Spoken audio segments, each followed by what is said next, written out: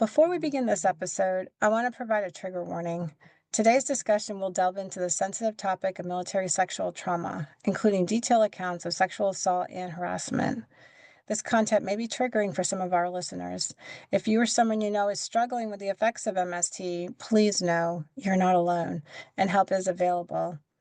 For veterans, the Veteran Crisis Line is available at 1-800-273-8255. Press 1 or text 838-255.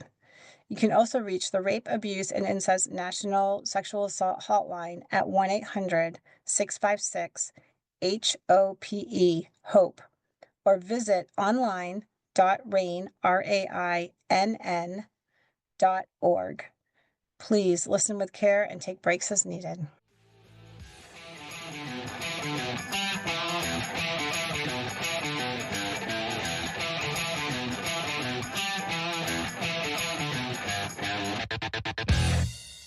Hey everyone, it's Detox. What's up, guys? And here's my co-partner. Cookie eating co-partner. Cookie eating. That's She's hungry. She's eating a cookie now. The MZ's over here with us, jumping in on another episode.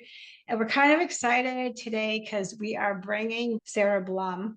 And she wrote a book, and we talked about the book that she has coming out in March of 2025. And actually, by the time this comes out, the book will probably be out. But the book that came out was Warrior Nurse, PTSD and Healing. And we talked about that in the last podcast. But she has another book. And this book she actually wrote first.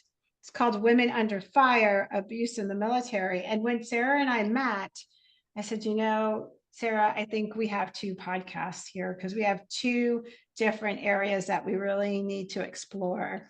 And as MZ and I, both being women having military careers or had military careers, we relate to some of these stories and kind of wanted to talk about it and share with everybody. So let me tell you who Sarah Blum is first. If you didn't listen to the first episode, I encourage you to go back and listen to it. But if you're not, I'm just going to read her little bio again. So Sarah Blum is a decorated nurse, Vietnam veteran. She served as an operating nurse at the 12th Evacuation Hospital at Cu Chi, Vietnam, during mass casualties 1967. I will say that where that is located was literally right behind line of fire, right? She was right there on the front lines. She received her bachelor's degree from Seattle University and then went on and got her master's degree from the University of Washington. Sarah retired as a nurse psychotherapist at age 80. She has only been retired for 5 years after 34 years of doing some trauma healing work. Between 2006, 2012, she decided to interview 58 women veterans, and that is what led to this book, Women Under Fire, and that's what we want to talk about today. So, Sarah, welcome back. Hi, Sarah. Hi, good to be with you both. We're happy to have you here. So, the first episode, we talked all about your time, how you came in the military, Vietnam, all that stuff, and impressive, and you definitely lived a full life. But now we want to focus on this other part that we all know, and even today, I will say it's talked about more than ever, but there's still a lot of stigma around it. And so that is women in the military and what we have to deal with, right? So Sarah, I'm going to turn this over to you to talk about first, what is it you either A, experienced, or B, witnessed, or C, both in the military, heard about after the military to lead you to start interviewing these women? Okay, so I'm going to start by saying that in 1996, I went back to Vietnam to plant peace trees. Wow. And I spoke with Dane and Perry, who's no longer with us. He actually died before the trip. But he looked me right in the eye when we were at a gathering prior to going over. And he said to me, "You need to write a book about women." That's what he said. You need to write a book about the women and what the women did. Was he a veteran himself? No, he was not. He was a peace activist. Interesting. And then 10 years later, 2006, I had met a woman who said to me, "You're supposed to be writing a book about women in the military." Oh, hello.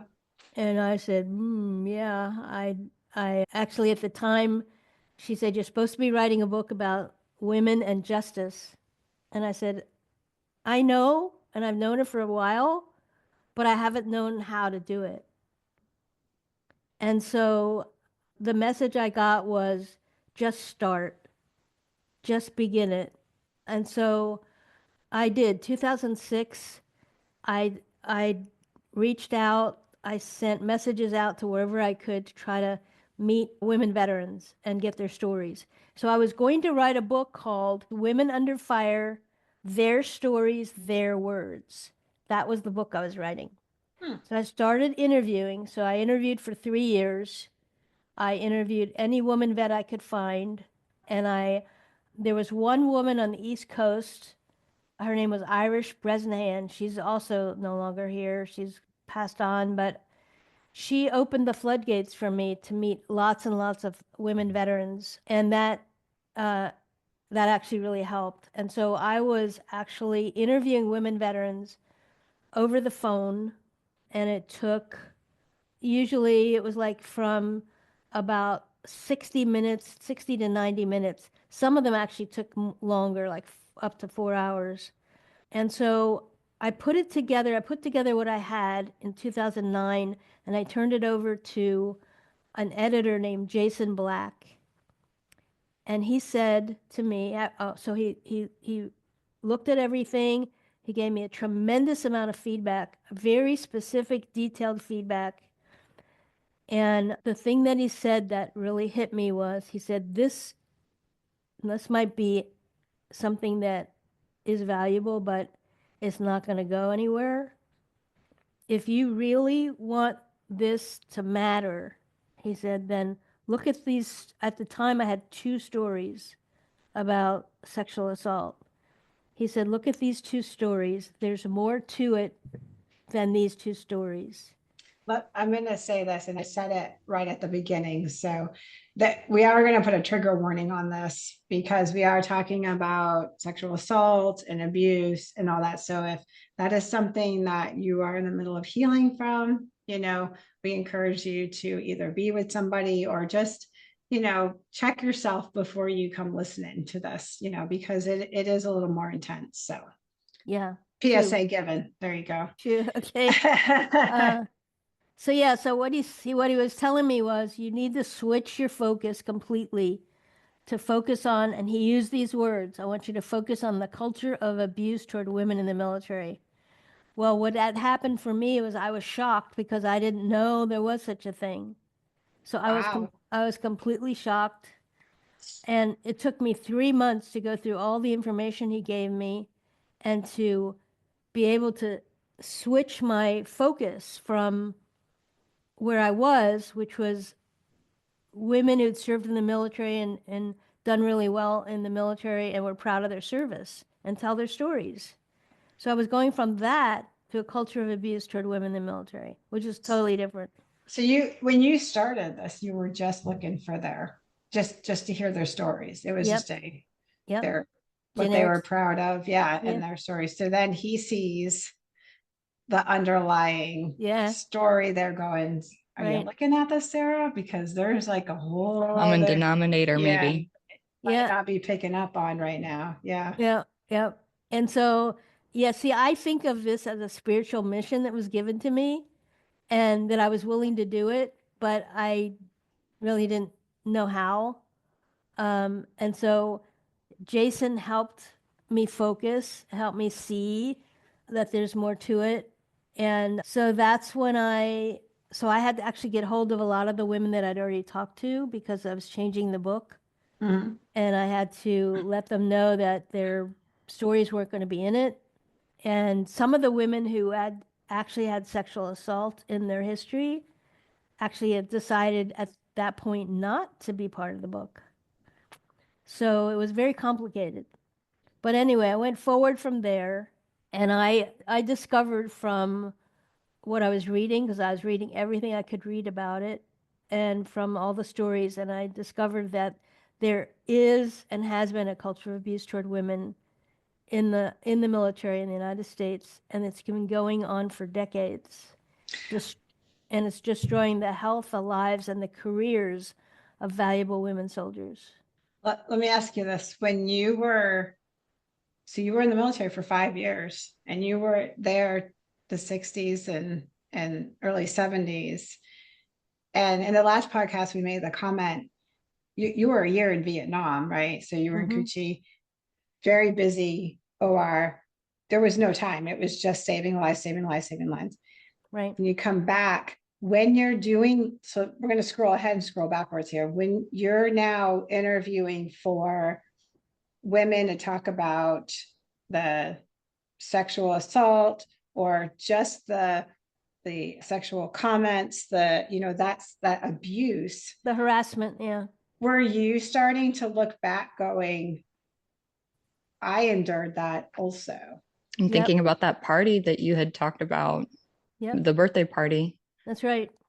And So, also when I was at Letterman, when the heart surgeon came around behind me and put his hands on my breasts. oh, hello.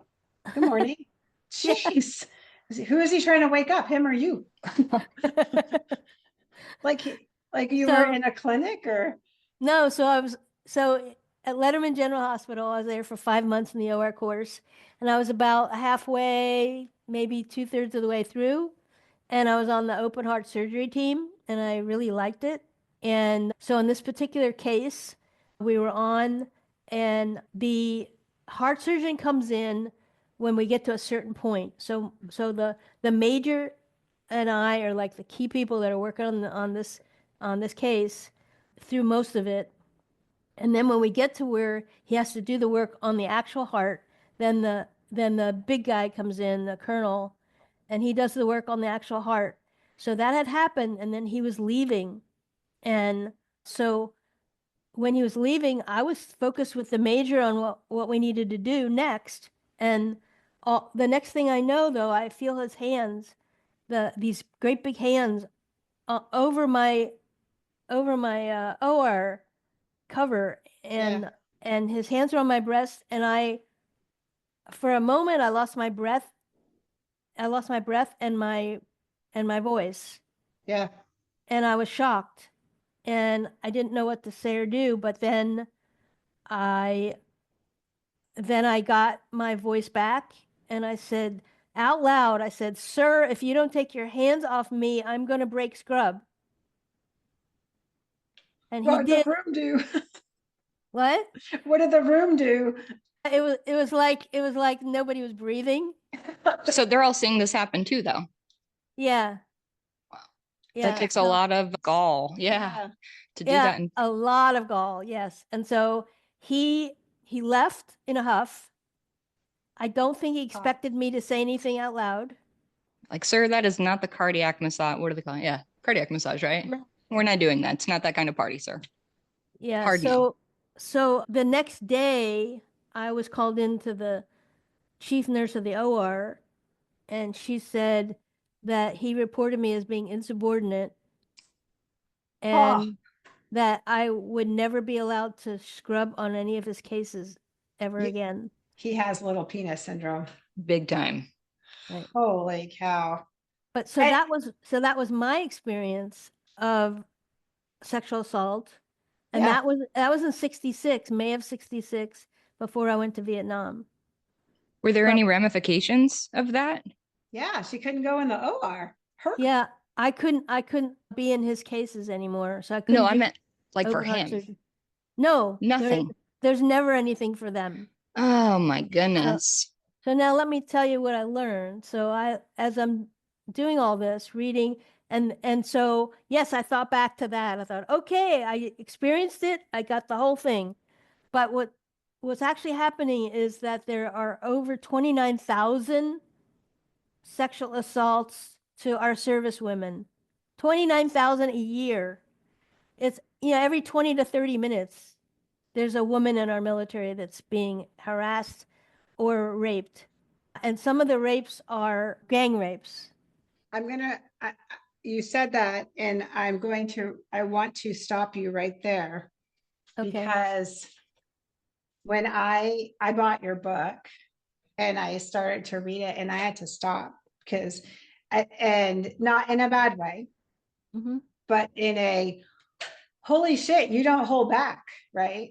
And you wanted to make a point, and I'm just gonna read this first paragraph. This is like you had the preface, the foreword, the preface, all that. But then you get into like the first chapter, and it's titled "The Shame of Our Military." I mean, there's like no sugarcoat here. Like it's spicy, and not in a good way. And so I'm going to read this. Colleen Mussolino, an army cook in the 1960s, details being gang raped by 4 soldiers who took her into the woods. Colleen fought and screamed as they held her down and raped her. The soldiers' knees were on her arms to keep her from fighting. They beat her unconscious and gang raped her. When she regained consciousness, she was bruised on her neck, head, jaw, and arms, and was bleeding down her thighs. Colleen ran to the road for help, and some military police stopped and took her to the hospital.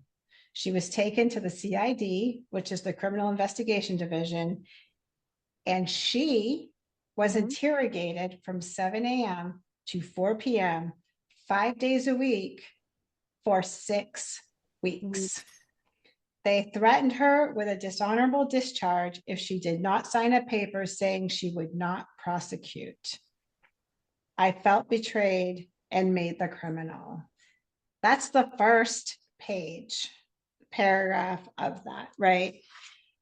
I would be first to tell you I haven't read the whole book yet because I had to take that in small chunks. And I was like, whoa. I mean, if you can hear that and not have a visceral reaction. Yeah, just disgusting feeling in the pit of your stomach. I mean, I hear that, and the word that comes to the forefront of my mind is failure.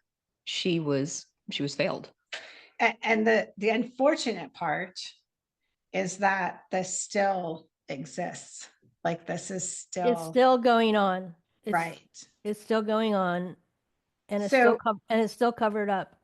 Yes. Yeah. And so go back to, I'll go back to your story, but when you said that, I'm like, I need to read that paragraph because it really just captured what we're talking about.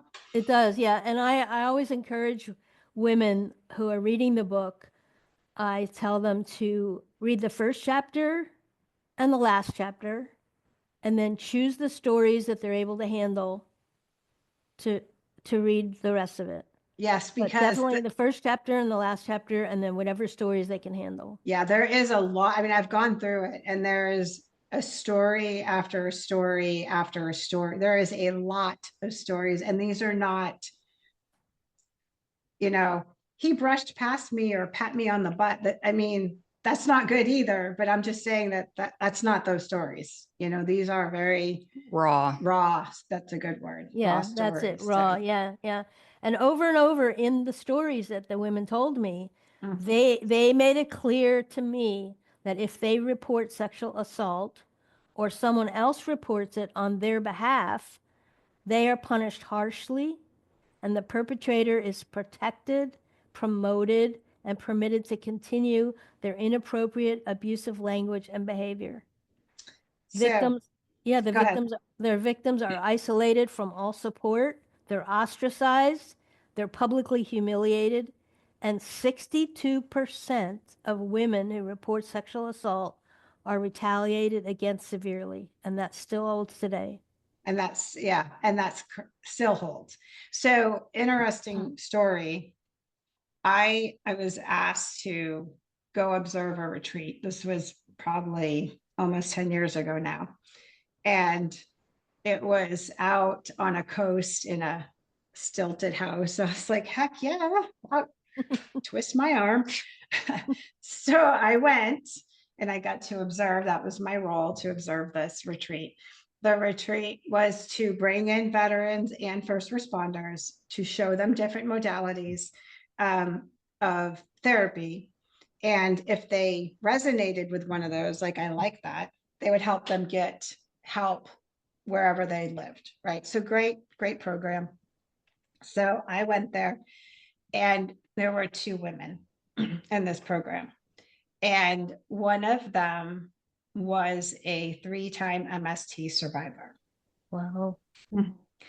And as it was 5 days, and as we were there, she we heard her story, and the long version of it was perpetrators were not removed from her area, nor was she moved into a different location. And of course, she, as happens many times when there's mass amount of stress, you either like lose a ton of weight, or you gain a ton of weight, right? So with all the adrenaline, cortisol, and everything else. And so she had put on weight. And the Army's way of handling this was to give her a PT test, her physical fitness test. She failed it. Right. A month later, gave her a second one. She failed it. A month later, gave her a third one. She failed it. And they separated her. Right. So, and this was when I met her, I think she had been out, I want to say close to 8 to 10 years, right? So final ceremony, the final day comes, and they did a ceremony at the end of it, and they coined everybody at the end of the retreat, right? And I remember them handing her a coin, and she was sitting beside me, and she sits down and she starts to get teary-eyed and sob a little. And I get it, it's an emotional time, right? And now remember, I mean, I'm a nurse, and I've dealt with a lot of mental health in kind of the worlds I've worked in, but I'm not allowed to do anything there because I'm just an observer, right? So that's my role. So all of a sudden I noticed, like, beside me, like, these sobs are getting heavier. And then all of a sudden I felt a head on my shoulder, and she is literally crying. My shoulder's getting wet. She's sobbing so hard. I look over at my friend, like the therapist that I knew, and my eyes are like, we gonna do something? Like, what are we doing? Right. And so it took them a minute to realize it. I'm kind of smiling, like, I mean, like, I can go take her out and close her down, but like, I'm not supposed to do anything. Right. So they come and get her, they close her down, they calm her down, they kind of help her get a little bit of closure so she can regroup. And she comes back and she said, I'm sorry that hit me so hard, but it was the first time that I felt like I was valued as a service member and veteran because of how she was basically pushed out of the military and not valued and not, and that hit me hard. That I was like, wow, to see what that did to her 10 years later. And that still had an effect. Yep. So, Sometimes it's the most gentle, positive experience that brings up the greatest amount of grief. Yeah. So you went back and did you re-interview them? Did you how did that happen? Once I switched, then I had to get more women to interview. And then I was specifically looking for women who had experienced sexual assault in the military in one form or another. So then I went on from there and I asked the same question. I made it the same for every woman that I interviewed. And what I would do is I would talk to them over the phone, as I said, and then if they got into their feelings, I would process with them because I was a psychotherapist. So I could process with them. And I also would do EFT with them to help bring the feelings down. And that's the tapping, the EFT. Yeah, the intensity, yeah. So one of the things that I learned is that 95% of all the rapes and assaults to military personnel are from repeat offenders and serial rapists. 95%. The military response has been completely inadequate and has engendered even more crime. That's staggering if you think about it, because that's if there were repeat offenders, if it would have been addressed the first time around, it could have been avoided thereafter. So in 2003, when the Iraq War was going on, they opened the prison gates for anyone who was there that was willing to go into the military instead of into jail. So we actually opened the doors for perpetrators back then. Perfect. Great. Yeah. So And we already have I know that, so my experience was I never had I was never, I mean, thankful I was never sexually assaulted, but I did run into the males that had women in authority problems, and they would make comments. Sometimes they would make jokes, and I can handle jokes. Like look at the podcast we're doing. I mean, like we can make the jokes and we can be sarcastic, but these were like very targeted and very intense. It was malicious. Yeah, it was malicious. There was big intent there. So, but what I had, and I say this very generally because I know that there's women officers that have had MSTs and whatnot, but it was a little bit of a protective factor to be an female officer, because automatically 50% of your population is subordinates, right? Or 60%, Right. whatever that number is, right? And most likely they're not going to go tangle with an officer because we had just more authority over them, right? There's In a threat general, there. right? I mean, that's very general. I mean, their target were often the newest young women coming into the military and Yes. basic training. Those are the Yes. main targets. And then from there, it was any woman that seemed innocent. I can't remember the statistic, but I know I've read something that said a majority of them recently reported sexual assaults are friends. More often than not, it's somebody that they consider close, a friend, you know, hopefully one of the last people you'd ever think to do something awful like that. Yeah, I don't know that I found that so much, but there were a lot of these guys that wanted to be friends with the women, and they definitely went around it in the wrong ways. But like the story in the book of Sally Griffiths, that was a guy that wanted to be friends with her, but instead he raped her. That's definitely not a good first date. Right. No.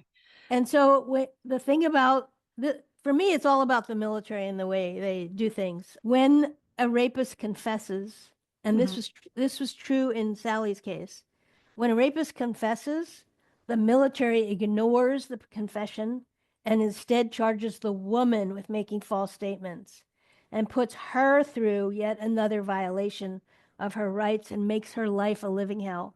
That's the thing that stands out the most. It happens all the time. So that's where, and so the military solution to some of this, I put quotes around it, and we've dealt with it, is the restricted reporting, right? So I don't know if they had that during your time. They didn't. So restricted reporting, on the front end, it sounds like a good deal. Right. But at the same time, I'm like, we could do this way better. So restricted reporting means that if somebody reports and says, I want it restricted, there'll be no investigation, and their chain of command is not supposed to know anything, right? So they just report, and then they help them get help on some level. It's like an informational report with the police. It's being annotated, it's being documented, but the length these investigators go to is basically none, because they have to keep it close to the chest, and that's where it stops. Yeah, of course. Right. Yeah.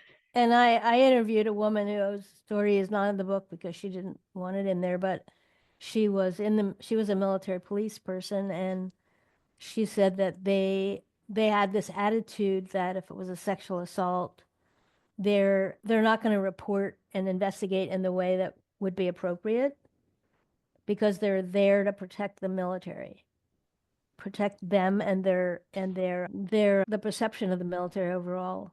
Like the Right. Oh, military's yeah. best interest. Oh yeah, they're gonna save. Yeah, They're gonna save right. face for them. Oh yeah, absolutely. Yeah. So, what did you happen like in your research? Did you find if there was one career field? Like, is there higher percentage in certain career fields? Oh, you mean like I- trends? Yeah, like any No, trends? Was it across the board? Was it like medical had higher versus like military police is like a whole subculture that I'm sorry, and for all the military police, but there's something not right with you guys. They're special. They're yeah, special, yeah, yeah. yeah, that's Uh, true. so I didn't know They, if you saw a higher number somewhere or any trends or anything. no, the thing that I saw was that it was always the younger women, the younger, more green, not having much experience. Then they became targets, and there were a lot of so women would be like, let's say a sergeant would Mhm. tell a young woman to report to such and such a place at such and such a time, and because they don't know any different, they go and they report and they're there and they're by themselves, and that's when they get raped. So yeah, and there were a lot of that type of thing. And there's lots of stories in the books about that, in the book about Oh, that. Yeah. yes. There's a How, ton of stories. yeah. And then so there's one story in there about a woman named Sharon Mixon. She was 21-year-old decorated combat medic Mhm. from Desert Storm, and she was devastated by her experience of being gang raped while she was waiting to process out of Tehran, Saudi Arabia in 1991. She was Jesus. she was deliberate 91. she was deliberately drugged and raped by US soldiers, and they threatened her that if she told anyone, they would find and kill her. Mm. Did did you see when you say young women like green coming in? I say green like they're new coming in. New, Was yeah. that on both sides? Was it young officers, young enlisted? Were there stories on both Yeah. sides Yeah, equally? I think the ones that were most written about were not officers, Hmm. but it was also happening in the officer rank. Yeah, yeah, because we all have superior. I mean, it doesn't like I said, like we have like 50% is not probably going to come after us compared to like an airman or an E1 or an E2, right? Like, They're and at the they're bottom of the totem pole. yeah, and you can threaten them more. There is more. They have the least amount of authority anywhere. Right. But so does it, in O1, O2, our lieutenants, or you know, there's still somebody over us always. It's just as we all move up, whether we're E's or O's, there's less people, we have more authority, we can talk more, whatever.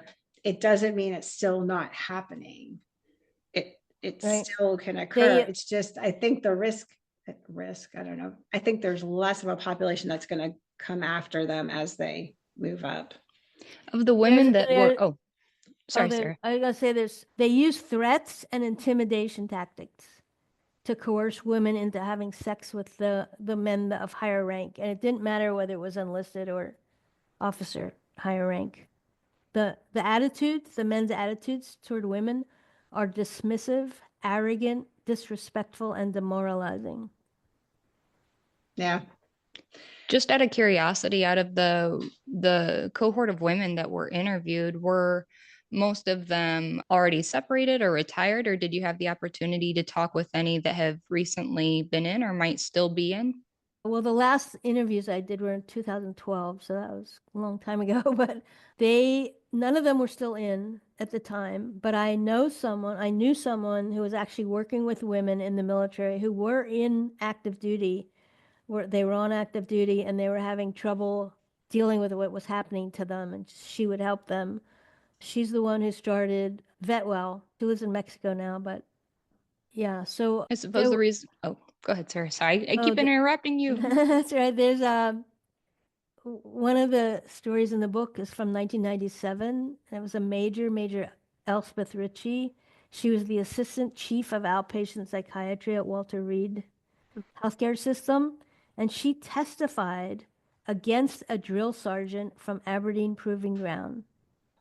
And she described a hierarchical structure so powerful that a victim reporting rape would find her superiors closing ranks and protecting one another instead of her.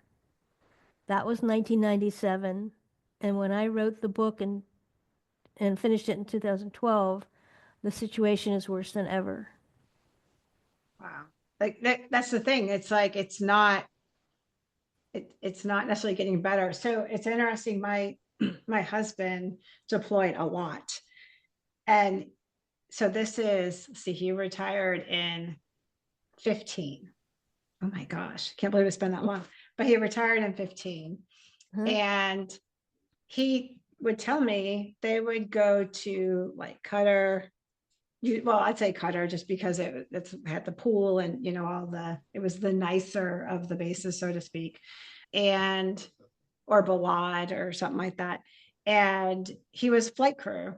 And he said, when the female crew members were like, hey, we're going to go to the pool, he's like, I just immediately put on my, swim trunks and my t-shirt. I'm like, okay, let's go. And he's like, we never, ever let them go alone. Never. And I was like, whew. And I want to kind of also say that, when we're talking about this, we're talking about the scummiest, crappiest people in the military. Right. There are amazing men that were great. My husband's one of them. They protected women. They respected women. They saw them as their equal, not threatened by a woman in any authority position. My husband said the best pilot he ever flew with was a female pilot. So there's a lot of that. Most of the men in the military are like that. They're very respectful. Yes. But we're talking about a relatively small population with a big impact. With a huge impact, and it has to stop. That's the reason I wrote the book, is to get the information out there that it has to stop. One of the women that I interviewed told me the Army is the best place for a rapist. Oh, because there's an unspoken rule that rape is tolerated in spite of their so-called zero tolerance policy. So, yes. And trust me, it's all over, because in our last jobs in the military, we dealt with people that had MSTs. What is talked about even less, it's a smaller population, but it exists, is the male MSTs. I'm glad you brought that up. Right. Yep. Yeah.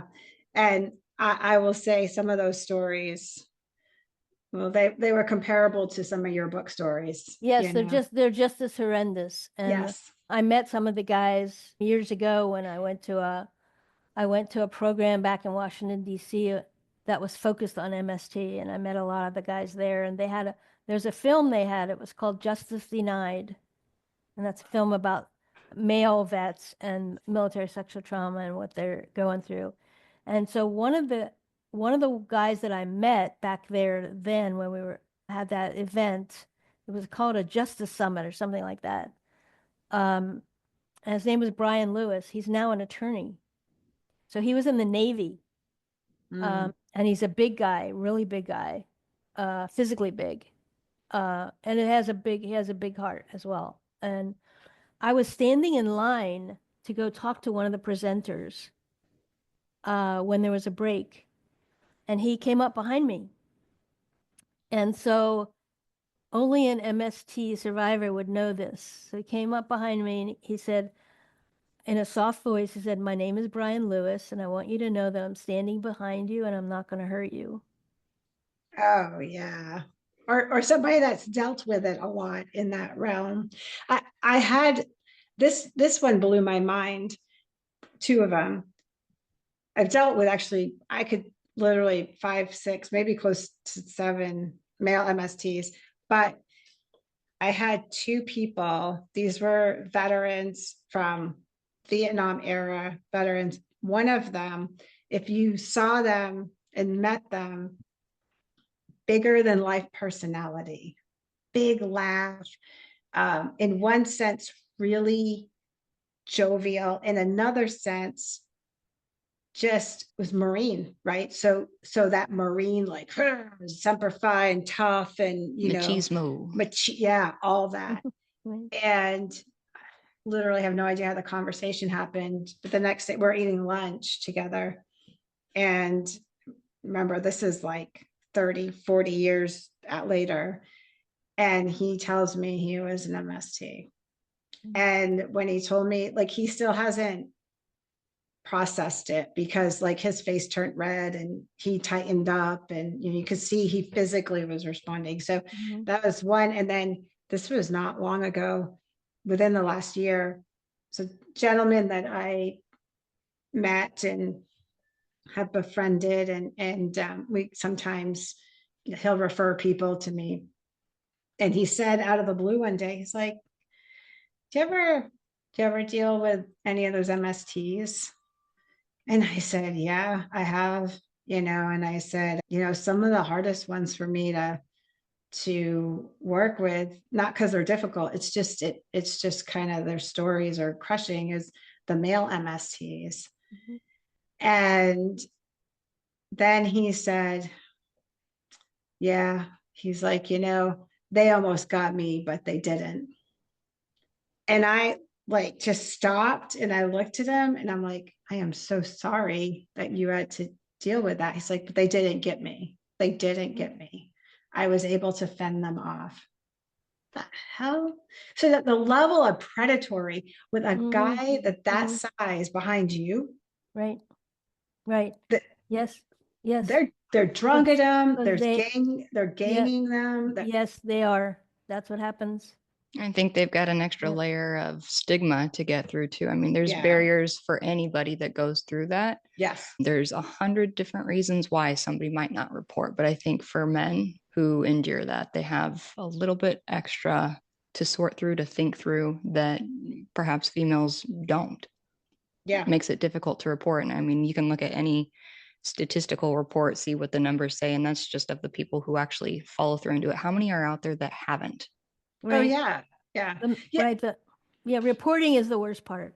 Well, that's where we started. It's the retaliation from the reporting that is the worst part. And for men, it's just the embarrassment that it happened to them. Because of masculinity. Well, that's the whole thing with the military. It's like, oh, we've got this thing called restricted reporting, and you can report it, but we won't tell your commanders, and there's no investigation. And we'll get you help. I can assure you, both of us can assure you that help is nearly crappy. And we'll take this a step further, because we take care of Guard and Reserve. There's no flipping way you could do a restricted reporting and Guard and their leadership not find out. Not in the Guard and Reserve world. It in the active duty, yes. But in the Guard and Reserve world, the only way you can get help, like the medical care help, and not have to pay out your butt for it, is to come on orders. A little hard to not know, right? They know. So they can't get the level of help that they need via the military or whatnot. Right. So then the other option is non-restricted reporting. Well, they actually have to take reporting out of the chain of command, period. Well, that's what the restricted reporting was. The restricted reporting goes to, they're called SARC, Sexual Assault Response Coordinators. And that's, but here's the problem. Guess who hires the dang SARCs? The wing commanders. Yeah. And the Guard Reserve side. Yeah. It's not a good setup. It's not good at all. And so the other option is reporting, right? In an open report. And then there's an investigation, and as your research has shown, it's not effective. The perpetrator doesn't pay a price. That person, there's retaliation, there's reprisal, and then they're getting out and because they failed their PT test and getting separated with no benefits. They become a problem. They're a problem child. They have an attitude issue. They don't play well with others. Right. And as soon as the military, I remember this case, and I was so mad that I actually sent it up. I had a person, a coworker that was up in the DOD level, like Pentagon Joint Chief kind of thing. And when I saw this, I sent this to her and I said, this is an enormous problem. So the long and short of it was that there's this female that if you looked at her history, she was a rock star. She was a fast burner. She was leading the way. She was liked by her peers. Like she was just that person that was going places, doing well until she wasn't. Right. And then all of a sudden there's like missing work and things started happening. And nobody asked this person what is going on. Nobody says, hey, are you okay? Nobody asked that question. They discipline her to the point that they reduced a stripe, took away a stripe from her. And the end result, she commits suicide. And people are like, oh my God, we didn't see that coming. I'm like, freaking morons. Never stop to ask the why behind the behavior. Why. Yeah. And I sent it up to her and I'm like, this right here is a problem. I said, and if I had to put a lot of money on it, I'll put a lot of money. There was an MST in there. Yep. Right. So there was a guy back when I was doing all this research. His name was Bob Herbert, and he was writing for the New York Times. And he wrote something I want to share with you. It says, the military is one of the most highly controlled environments imaginable. When there are rules that the Pentagon absolutely once followed, they are rigidly enforced by the chain of command. Violations are not tolerated. The military could bring about a radical reduction in the numbers of rapes and other forms of sexual assault if it wanted to, and it could radically improve the overall treatment of women in the armed forces. There is no real desire in the military to modify this aspect of its culture. It is an ultra-macho environment in which the overwhelming tendency has been to see all women, civilian and military, young and old, American and foreign, solely as sexual objects. Real change will have to be imposed from outside the military. It will not come from within. Rape and other forms of sexual assault against women is the great shame of our armed forces. That summarizes it. Yep. Yeah. Does. Yeah. And so military sexual trauma changes everything. A woman who's sexually assaulted will never be the same again. Her body, her mind, her emotions, and her sense of self were violated. She may never feel safe or confident again.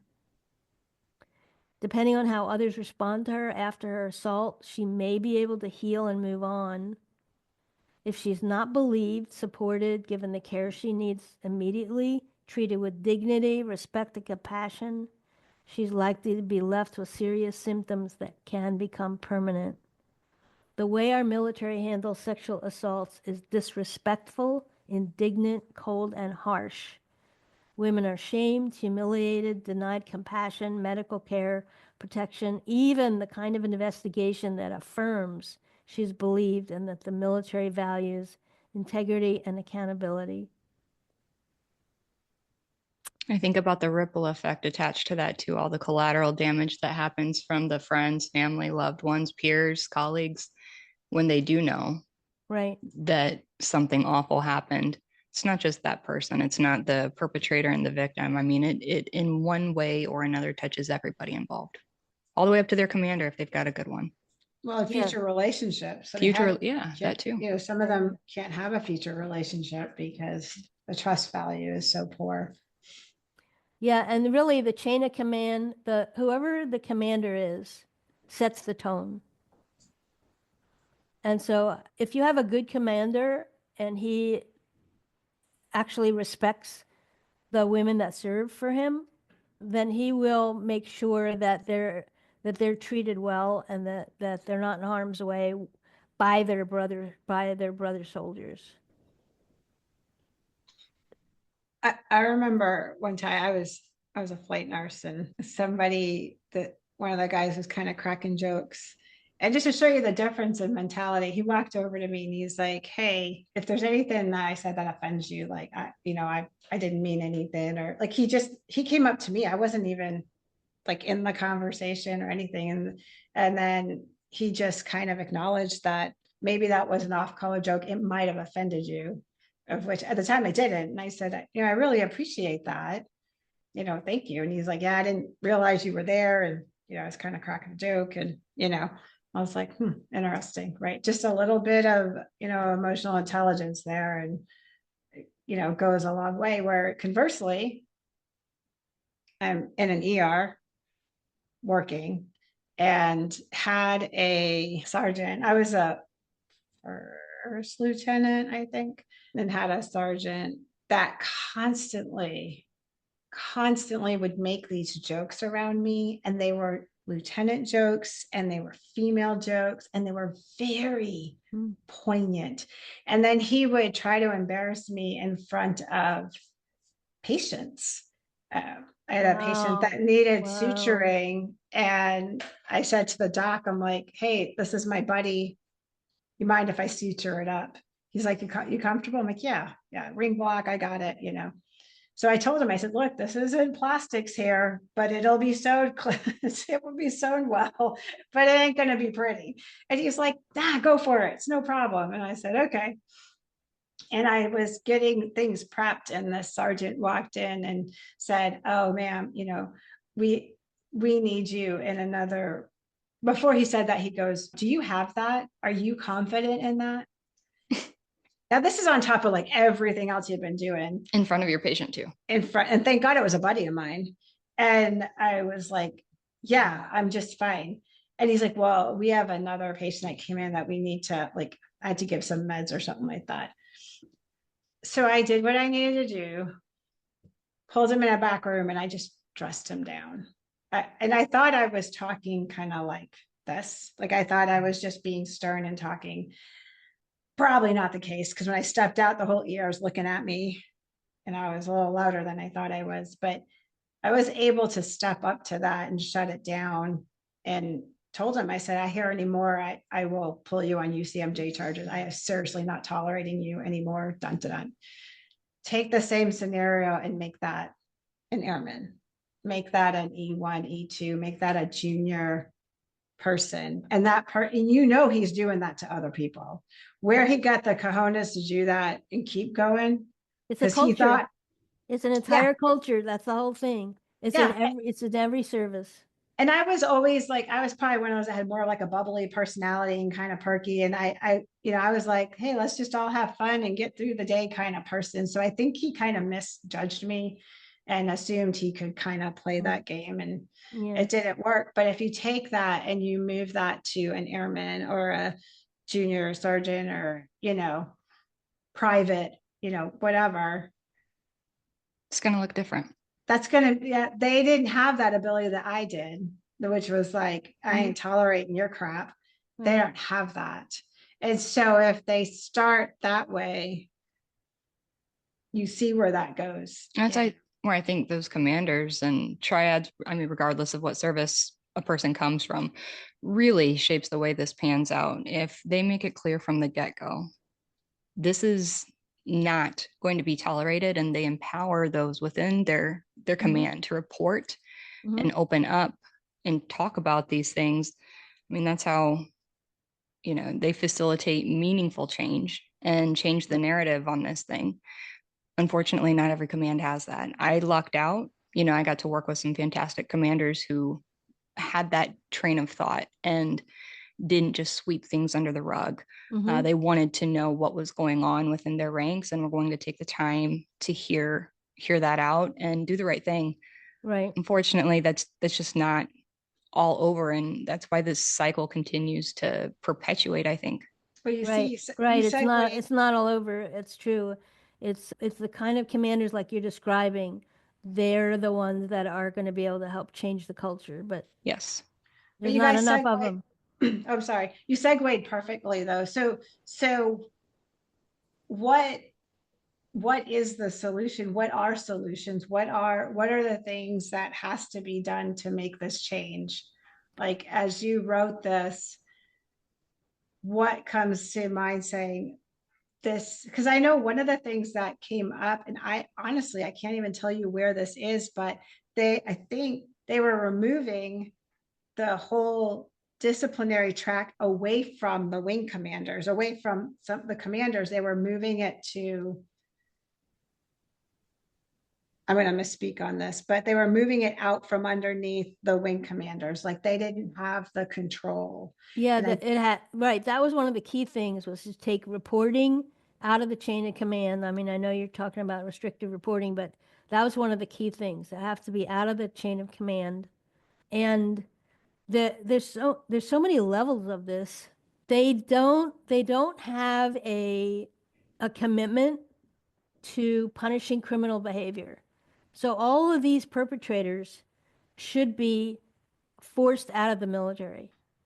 There's no place in the military for sexual predators, and they need to get them out. But getting them out is not going to be easy.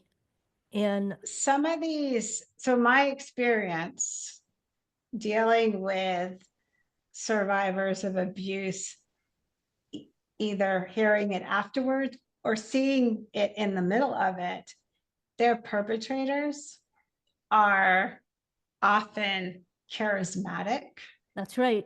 high functioning, Yes. well respected. Yes. A very good friend of mine, Narcissistic. Yes. she would tell me these stories of her ex-husband, like locking her in the closet. And I met him, and he's from a wealthy family and he's well respected. As in the military, we had an active abusive case. Like this was known that he abused her. It was not hidden. We all knew it. And we were trying, and she had just had their second baby, and we couldn't do anything because she wouldn't. She's like, I'm going back to live my life. Like this is not pressing charges, not reporting, not anything. And so we knew the history that was there. And when he wasn't around, we would say, okay, if there's any issues, this is who you call, this kind of thing.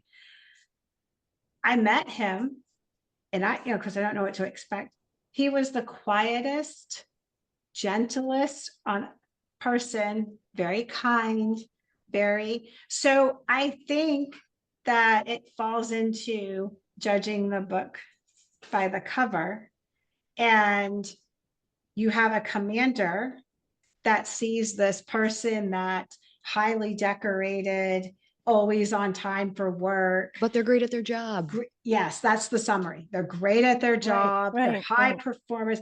Interestingly, they see that, and then something happens, and they're like, "Oh, yeah, Bob couldn't do that." Surely That's not. that's exactly what happened. That That's couldn't right. be it, right? They look good, sound good, they do their job really well, they're very respected, and they're considered a very valuable member of the unit, and so they can't possibly be a sexual predator. That That's- couldn't be. And conversely, I tell you the story of the high performing female that ends up committing suicide because behavioral changes happened and nobody probably Right. asked her the question. Sounds like right? nobody took the time. Right. So military sexual assault is a crime, Mhm. and it needs to be prosecuted. And the conundrum is that within the unit, as you're describing, they see these guys as valuable members of the unit, and they don't want to lose them. Right. Right. So Because see they that make themselves make themselves needed. Right, They make right. they're chameleons, they come Yeah. in and they're I've seen them, I've met them, you've met them, right. I hate But to say they it. need, Yeah. but they need to get them out of the military, because that's what's keeping all this going. They're no longer an asset. They're a liability at that point. Right. Well, that's why the military So- covers it though, so they remain that asset. Yeah. So the military also needs to promote justice for the survivors, and have accountability for the perpetrators, and they haven't been doing that. There are very few cases that actually go through and get to adjudication and get to accountability. We had, this was sort of a bittersweet success story, but we had a female that was in our program when I was still in the military, and she was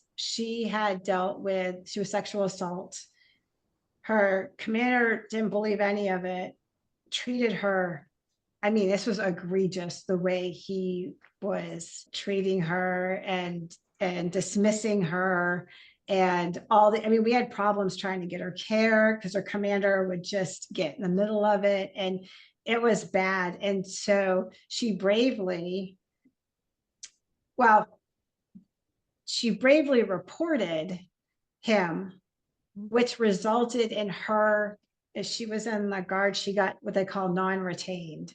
So basically they're just like, we don't want you. Right. To re-enlist. Yeah, Right, couldn't come back, couldn't re-enlist. Yeah. But she didn't stay quiet. And I don't remember the things that she did, but I do remember the result. And that commander ended up getting fired. He got removed from the military. But it wasn't after, it was long after she had already got non-retained and separated. But I remember the nurse I was working with, she kept in touch with her. And it was probably like a year later. And she said, he's out. He got removed, but not before she got removed. Right. Yeah. Did you see the Invisible War movie? Heard of it. I have not seen it. I haven't. So 2 of the lawsuits that were filed on behalf of survivors were dismissed by the judge, who said military sexual assault is, quote, incident to military service. Oh, it's just a casualty of war. Is that what we're dealing with? Right. It's gotta tolerate it. It's called the Ferries Doctrine, FERES. Yes. And that has to be undone, because the military has immunity from external judicial review in any case that they say is incident to service. So there's no deterrence for military negligence or criminal activity. So that's something that needs to be worked on, is changing the Ferries Doctrine. Yeah. Now that you say that, I'm like, now I know what you're talking about. Yeah. The level of overhaul that needs to happen, it's easier for them to just turn their head because, like you said, there's no external pressure. Like there's no, the military itself, right? We're the 1%, and retirees are whatever percent. And the women within that were like a small percent. The 1% of the 1%. Yeah. Of the 1%. Back in 2000, there was a Pentagon domestic violence task force. And this task force had 24 military and civilian experts, and they met regularly for 3 years to look at the whole culture, the whole system, right? They were scheduled to give their report March 20th of 2003, and that was the day we invaded Iraq. And so the report got ignored, basically. But I want to tell you what they said. The overarching recommendation that the military work hard to effect a culture shift to zero tolerance for domestic violence by holding offenders accountable and punishing criminal behavior. That's something to remember, because that's what needs to happen overall for military sexual assault as well as domestic violence. And what I said was a higher authority has to break through the military's denial system if this culture abuse is ever going to change. Have you seen the military, all these GAO reports? They're governing this outside report comes in, they look at everything and they put out their report. And let me tell you, they're good at what they do. Good. And they will say, here are the issues. I'll guarantee you that if I grabbed 50 of those, 49.9 are ignored. They don't fix this shit. I don't even understand it either. I have seen reports. I'm just like, but it says right here, it's set because nobody's going to go to jail. They're scathing. They are raw. They are scathing reports. They will tell them like, you done fucked up. They're bad. And So what stops them from acting on those? they can just ignore it. There's no consequence. Just because the report comes out, there's no police coming after them saying, if you don't fix, or if you don't fix, we're going to take money from you. We have an inspection coming up. I don't have time for that on the schedule. I don't believe him or her. There's all sorts of reasons I can think of why they choose to sweep it under the rug, pretend it doesn't exist, and ignore it. Yeah. Well, Just don't want to deal with it. As long as that continues, it's not going to get any better. Well, look at, I mean, Vanessa Gillian, and then the Fort Hood, there was another girl. Oh, God. Yeah. And I was like, okay, well, I mean, Vanessa's the most well-known one because it was, you know, the first, it probably wasn't the first, but it was the first very well out there known one. Televised. Yeah. In real time. Yeah. And then there was another one afterwards, same freaking place. Are you serious? You went 2 for 2? Really? Yeah. Because there, and apparently on the second one, I believe, don't quote me on this, but I believe the family was like raising awareness, like, hey, there's a problem. But the girl's like, I can't say anything. I can't say anything. They don't feel comfortable to go talk to their superiors, or they're not going to believe me. Vanessa Guillen was the same thing. Yeah. Had talked with friends and family about what was going on and that she was fearful and had this barrier in the way preventing her from escalating that information, and it was too late. Right. Do you have, so we're gonna walk this down a little bit. Do you have like thoughts forward? Like, do you have anything that people like, who should they contact? Because really, as we talk about this, right, GAO reports aren't effective. Different people have put stuff up. The women themselves, it's not effective. Like nothing is effective. We all agree that until there's an external push and a massive awareness, nothing's going to get fixed, right? That's right. And it's certainly not going to get fixed now that we have a predator in the White House. So if we're, the only thing we have is our voice, right? And so is there anything, Sarah, that you're doing moving forward that, like, are you working with any of the women's nonprofits, or is there anything you're putting together that people could send to their representatives that would say, this is crap, it's got to stop?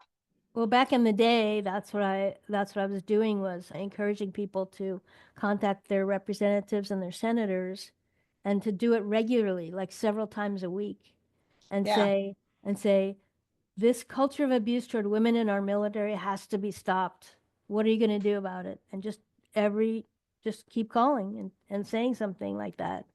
Because, I mean, right now, with the change that's going to happen in the administration, I don't know that we're going to be able to make any progress. I mean,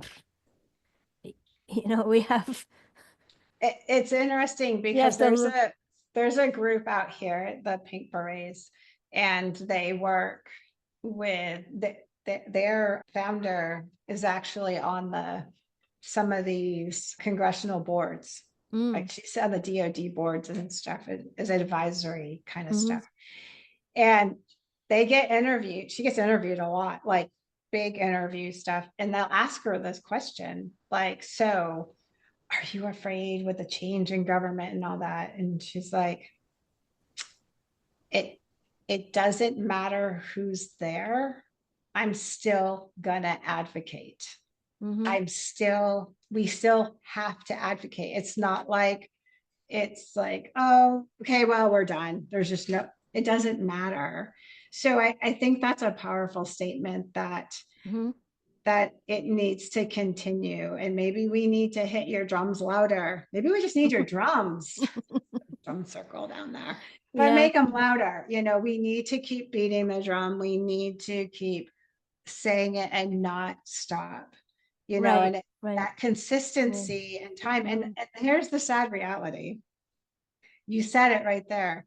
You need to do it over and over and over, because once does not get attention. As much as we'd love to hear that story affected them, it's not going to get their attention. The reality is, as harsh as this sounds, nobody really cares about the individual.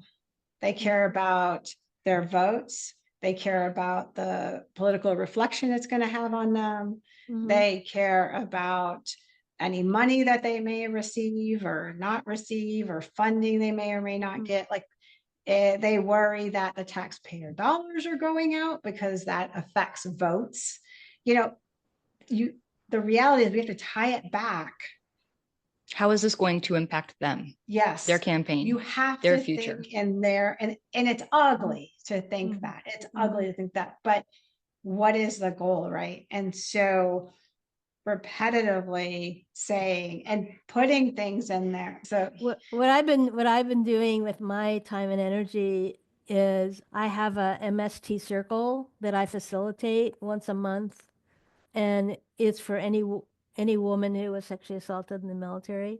Is it virtual or in person? It's virtual, and it's on the second Monday of every month, and it's 3:30 to 5 on that's Pacific time, and so whatever the equivalent Central and Eastern time.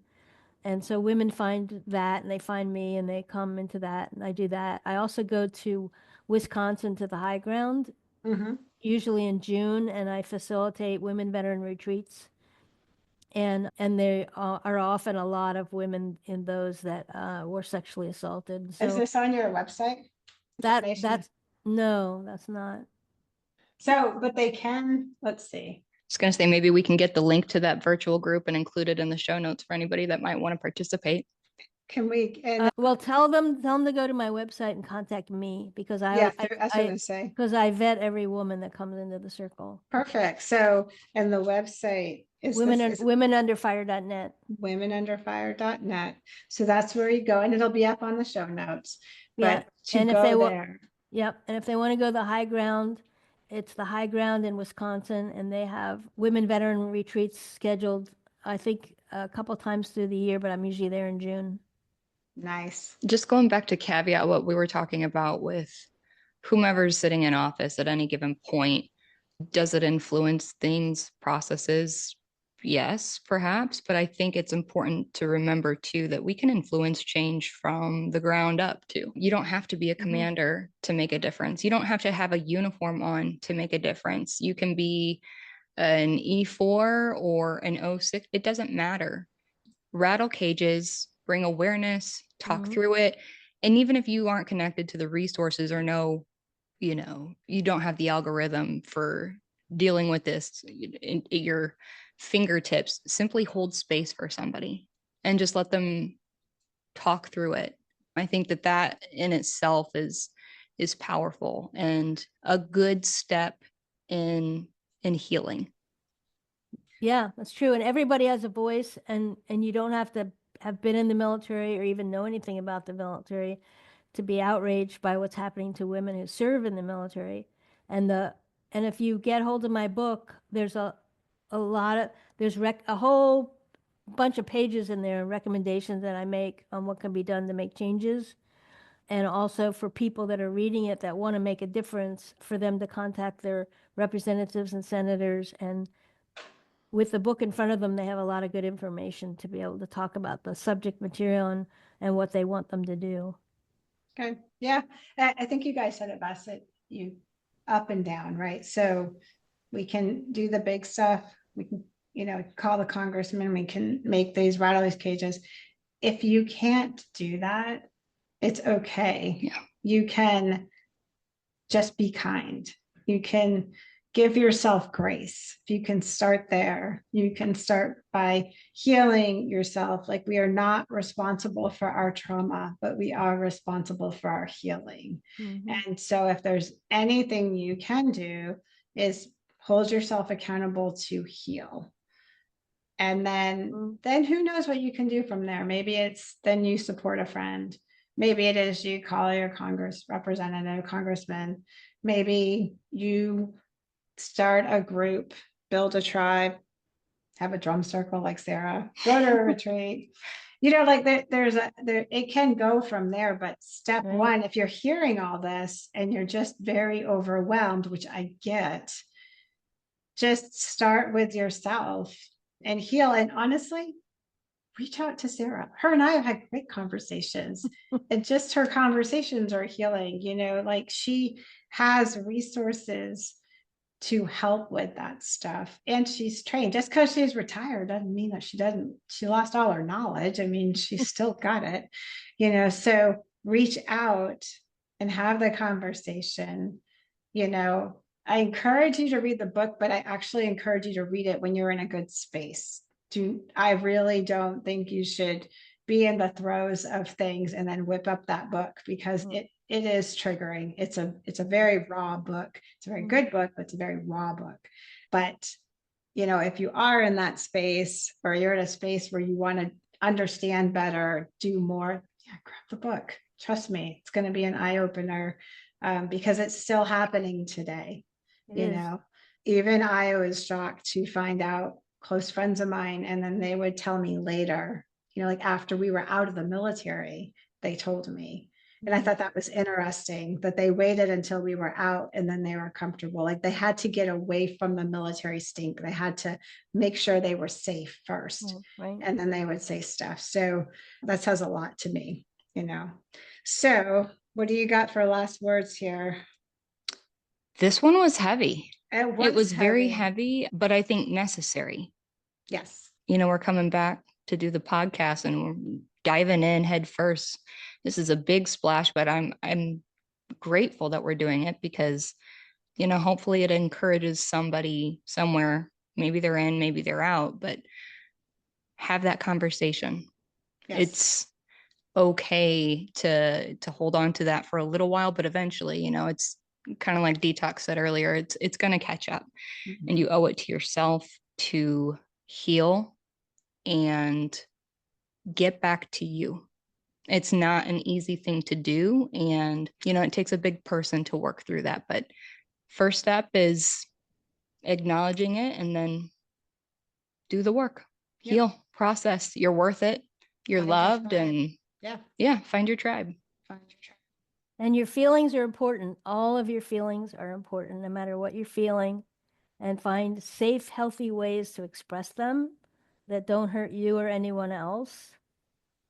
And if you're grieving, if you're in a lot of emotional pain, find a buddy, somebody, somewhere to listen to you. And if you're angry, get it out on a drum. There you go. And both of these two drums. So, Sarah does like drum circles, and MZ's literally like a rock star.